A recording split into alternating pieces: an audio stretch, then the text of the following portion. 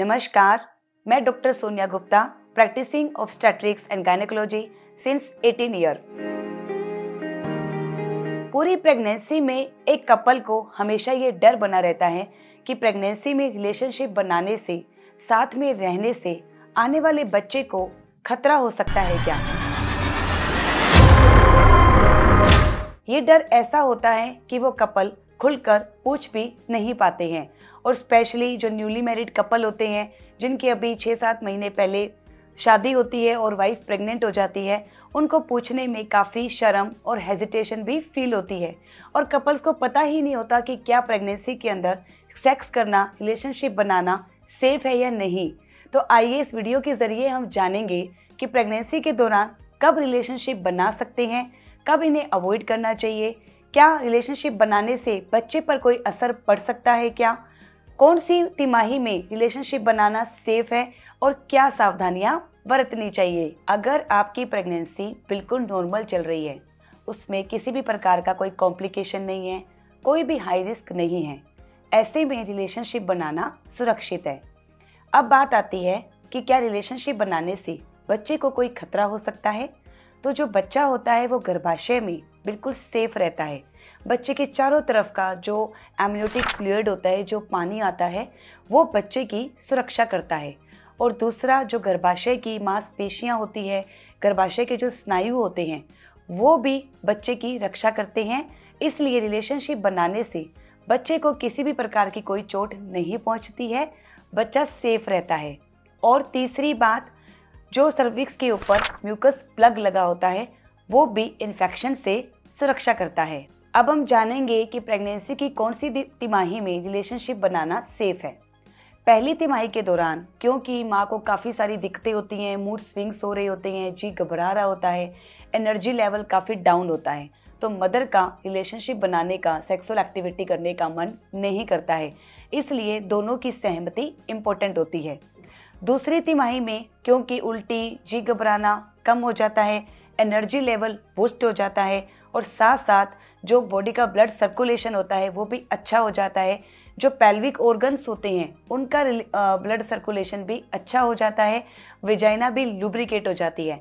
तो दूसरी तिमाही में 3 महीने के बाद मदर को सेक्सुअल एक्टिविटी करने की इच्छा हो सकती है, और इस तिमाही को हनीमून ट्राइमेस्टर भी कहा जाता है।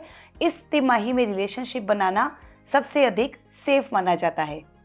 तीसरी तिमाही के अंदर, क्योंकि मदर का पेट आ जाता है, गर्भाशय का साइज काफ़ी बड़ा हो जाता है, तो मदर को रिलेशनशिप बनाने में काफ़ी दिक्कतों का सामना करना पड़ सकता है। ये भी माना गया है कि तीसरी तिमाही में रिलेशनशिप बनाने से लेबर पेन आने की भी संभावना होती है, क्योंकि जो सेमिनल फ्लूइड होता है उसके अंदर प्रोस्टाग्लैंडिन नाम के सब्सटेंसेस रहते हैं, जिसकी वजह से गर्भाशय के अंदर संकोचन और कॉन्ट्रैक्शंस भी आ सकते हैं। अब हम बात करेंगे किन कंडीशंस में आपको रिलेशनशिप बिल्कुल अवॉइड करना चाहिए।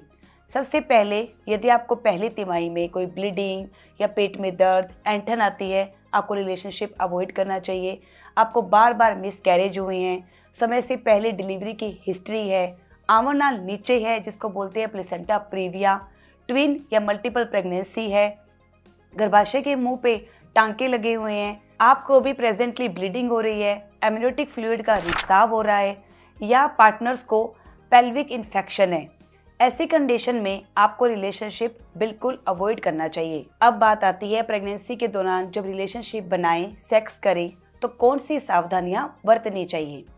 पहली तिमाही के अंदर, क्योंकि माँ का पेट ज़्यादा नहीं आता है, ऐसी कंडीशन में यदि माँ की सहमति है और उनका मन है, तो आप जो नॉर्मल साधारण पोजीशन रहती है, जिसको मिशनरी पोजीशन कहा जाता है, उसके अंदर रिलेशनशिप आप बना सकते हो। अब हम बात करें दूसरी तिमाही की, जिसमें रिलेशनशिप बनाना सबसे सेफ माना जाता है। लेकिन चौथे महीने के बाद ये ध्यान देने लायक बात है कि माँ को ज़्यादा देर के लिए पीठ के बल नहीं लेटना है, तो आपने ऐसी पोजीशन को अवॉइड करना है जिसमें ज़्यादा देर पीठ के बल लेटना पड़े या आपके पेट पर प्रेशर पड़े। इसलिए आप चौथे महीने के बाद जो नॉर्मल साधारण पोजीशन है, मिशनरी पोजीशन, उसको अवॉइड कीजिए, क्योंकि यदि माँ ज़्यादा देर के लिए पीठ के बल लेटती है तो गर्भाशय बढ़ते हुए गर्भाशय की वजह से जो बड़ी बड़ी ब्लड वेसल्स होती हैं उनके ऊपर प्रेशर पड़ता है, जिससे बच्चे की तरफ जाने वाला खून का दौरा कम हो जाता है। और दूसरा, वेसल्स पे प्रेशर पड़ने की वजह से माँ का बीपी भी फॉल हो सकता है और जो माँ है उनको सुपाइन हाइपोटेंशन भी हो सकती है।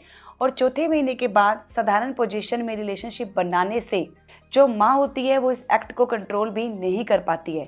इसलिए आपने चौथे महीने के बाद either side to side position या मदर ऑन टॉप पोजीशन आप ट्राई कर सकते हैं। और तीसरी तिमाही में भी side to side position and women on top position ही सही मानी जाती है, क्योंकि इसमें भी बढ़ते हुए गर्भाशय और बढ़ते हुए पेट की वजह से रिलेशनशिप बनाने में कठिनाई हो सकती है। दूसरा, ये भी ध्यान रखना है कि कोई भी जो मूवमेंट होती है उसको तेज ना करें, बिल्कुल धीरे से और आराम पूर्वक करें।